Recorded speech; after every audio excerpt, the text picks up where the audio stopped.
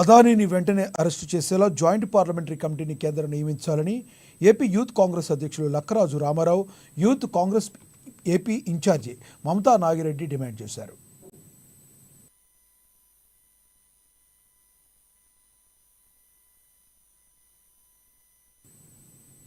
ఏలూరు విచ్చేసిన యూత్ కాంగ్రెస్ నేతలు జిల్లా కాంగ్రెస్ కార్యాలయంలో ఈ సందర్భంగా మీడియాతో మాట్లాడారు.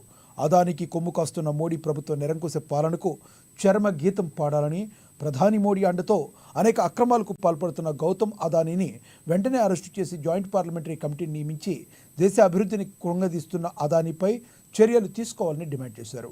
ఈ మధ్య అదానీ పోర్టులో దొరికిన మాదక ద్రవ్యాల వలన యువత భవిష్యత్తు చీకటిమయం అవుతుందని, 2024 ఎన్నికల సమయంలో విశాఖ పోర్టులో లభ్యమైన మాదక ద్రవ్యాలు మాజీ సీఎం జగన్కు సంబంధించినవా లేక ప్రస్తుత అధికార పార్టీ సీఎంకు సంబంధించినవా అనే విషయం ఈ రోజుకి సమాధానం ఇవ్వకపోవడంపై అనుమానాలు వ్యక్తం చేశారు.